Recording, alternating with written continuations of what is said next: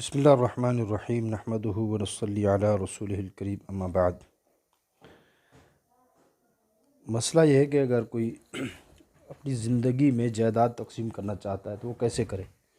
جیسے مثلاً اگر کوئی فوت ہو جاتا ہے تو اس کی اولاد جو آپس میں تقسیم کرتی ہے، للذکر مثل حظ الانثیین، کہ بیٹی کو آدھا ملتا ہے اور جو ہے مرد کو جو ہے مذکر کو وہ ڈبل ملتا ہے۔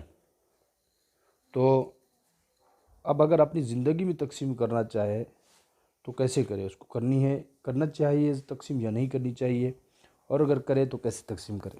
کہتے ہیں زندگی میں جائیداد کی تقسیم درست ہے، اس بارے میں شرعی حکم یہ ہے کہ یہ تقسیم وراثت نہیں بلکہ ہبہ ہے، یعنی گفٹ ہے، لہذا بیٹوں اور بیٹیوں کو برابر کا حصہ دیا جائے، بلا کسی شرعی عذر کے کمی بیشی نہ کی جائے۔ البتہ اگر اولاد میں سے بعض فرمانبردار، نیک، تابعدار اور دیندار ہیں، مالی اعتبار سے دوسروں کی بنسبت کمزور حیثیت رکھتے ہیں، تو اس صورت میں بعض کو بعض پر ترجیح دی جا سکتی ہے، یعنی کچھ 100 میں سے 10 اتنا کر دیں۔ لہذا مذکورہ صورت میں اگر کسی نے اپنی اولاد میں تقسیم کرنی ہے تو مساوات رکھی جائے گی، بلا وجہ کسی کہ اگر ایسے کرتے ہیں تو پھر جو ہے وہ گناہگار ہوں گے، اور جتنا بیٹوں کو دیں گے اتنا ہی بیٹیوں کو دینا ہے۔ دوسری جگہ ہے کہ والد پر لازم ہے کہ اپنی جائیداد کو صرف اپنے بیٹوں میں تقسیم نہ کرے، بلکہ اگر زندگی میں ہی جائیداد تقسیم کرنی ہے تو بیٹیوں کو بھی ان کا حق دیں، ورنہ گناہگار ہوں گے۔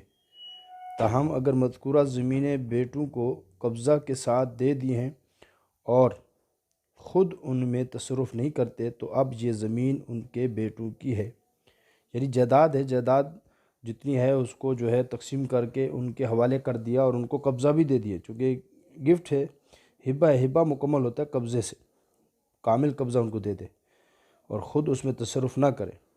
ہاں، اور اگر خود تصرف کریں گے تو پھر وہ مشترک رہے گی، لیکن اس صورت میں بیٹیوں کو نہ دینے کی وجہ سے وہ گنہگار ہوں گے۔ لہذا آپ اور آپ کے بھائی کو چاہیے کہ والد کو شرعی مسئلے سے آگاہ کریں اور اپنے والد کو گناہ سے بچانے میں ان کی مدد کریں۔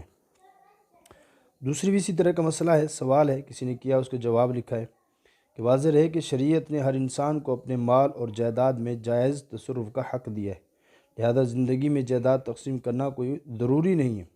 البتہ اگر کوئی شخص اپنی زندگی میں اپنی جائیداد اپنی اولاد میں تقسیم کرنا چاہے تو کر سکتا ہے، اور یہ شرعاً ہبہ یعنی گفٹ ہے۔ البتہ زندگی میں اولاد کی درمیان جائیداد کو تقسیم کرنے کی صورت میں شرعاً بیٹا بیٹی میں برابری ضروری ہے، یعنی جتنا حصہ بیٹے کو دیا جائے اتنا ہی بیٹی کو دیا جائے۔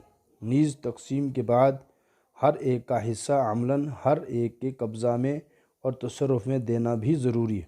محض زبانی یا تحریری ہبہ کافی نہیں ہوتا۔ نیز یہ بھی واضح رہے کہ زندگی میں تقسیم کرنا لازم اور ضروری نہیں ہے، نہ اولاد والد کو اس پر مجبور کر سکتی ہے۔ اگر والد صاحب زندہ ہیں تو والد صاحب کو اولاد مجبور نہیں کر سکتی کہ آپ ہمیں ہمارا حصہ دے دیں۔ اگر کسی کو دے دیا ہے، کچھ کو نہیں دیا، تو وہ جو کہے کہ مجھے نہیں دیا اس پہ کیس کر دے، ایسا نہیں کر سکتے۔ نہ والد کے اوپر ضروری ہے کہ وہ تقسیم کرے اور نہ ہی اولاد اس سے مجبور کر سکتی ہے۔ تو اب یہ صورت ہے کہ صورت مسئلہ میں اگر سائل اپنی زندگی میں اپنی رضا اور خوشی سے جائیداد کو تقسیم کرنا چاہتا ہے تو بہتر یہ ہے کہ سائل اپنے لیے جتنا چاہے رکھ لے تاکہ کل کو محتاجی نہ ہو۔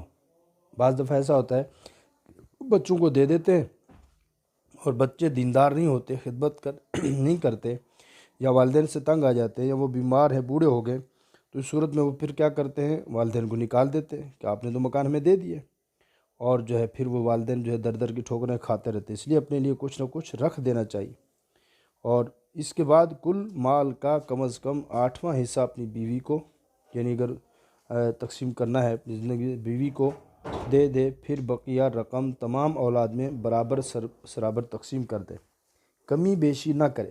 البتہ اگر اولاد میں کوئی خدمت گزار ہے یا تنگ دست ہے یا دیندار ہو تو اسے دیگر کے مقابلے میں کچھ زیادہ دینا بھی جائز ہے، لیکن دوسروں کو نقصان پہنچانے کی نیت نہ ہو، بلکہ اس کے ساتھ جو ہے خیر خواہی کا جذبہ ہو۔ لیکن اگر سائل اس سے کچھ دینا چاہے تو اسے اس بات کا اختیار ہے، اس لیے جو ہے کسی کو اگر دینا چاہتا ہے اس کا اختیار تو ہے، لیکن کوئی زبردستی مطالبہ نہیں کر سکتا۔ مشکات المصابیح میں ہے عن نعمان بن بشیر رضی اللہ عنہ اباہ اتى به الى رسول اللہ صلی اللہ علیہ وسلم فقال انی نحلت ابنی هذا غلاما فقال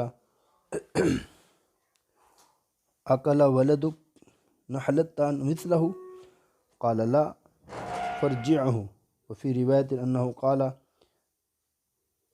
ایسرک ان یکونوا الیک فی البر سواء قال بلا قال فلا اذن۔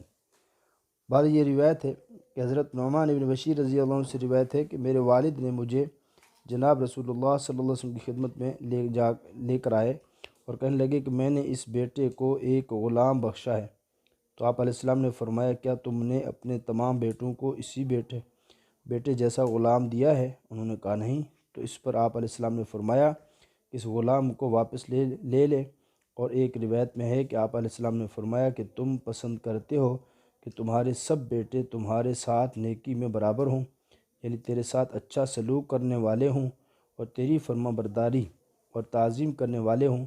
تو انہوں نے کہا جی ہاں۔ پس آپ صلی اللہ علیہ وسلم نے فرمایا کہ پھر مناسب نہیں ہے کہ تم اپنے اس اکیلے لڑکے کو غلام دو۔ اور ایک دوسری روایت میں ہے کہ میرے والد کہنے لگے کہ میں نے اس بیٹے کو جو عمرہ بن روحہ سے ہے ایک چیز دی ہے تو عمرہ کہنے لگی کہ اس پر آپ علیہ السلام کو گواہ بناؤں؟ تو آپ علیہ السلام نے فرمایا کیا تم نے اپنے تمام بیٹوں کو اس طرح چیز دی ہے؟ اس نے کہا نہیں۔ تو اس پر آپ علیہ السلام نے فرمایا اللہ سے ڈرو اور اپنی اولاد میں انصاف کرو۔ نعمان بن بشیر رضی اللہ عنہ کہتے ہیں کہ میرے والد واپس آئے اور دی ہوئی چیز واپس لے لی۔ اور ایک روایت میں ہے کہ آپ علیہ السلام نے فرمایا کہ میں ظلم پر گواہ نہیں بنتا۔ یہ بخاری شریف اور مسلم شریف کی روایت ہے۔ مزار حق صفحہ نمبر 16215، جلد نمبر 3، مکتبۃ العلم۔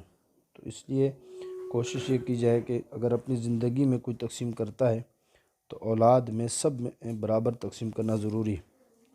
اور عام طور پہ جو ہے وہ اولاد کو ان کا حق ہی نہیں دیتے۔ اگر کوئی مطالبہ کرے تو ان پہ غصہ ہوتے ہیں، اور مطالبہ کرنا صحیح نہیں ہے۔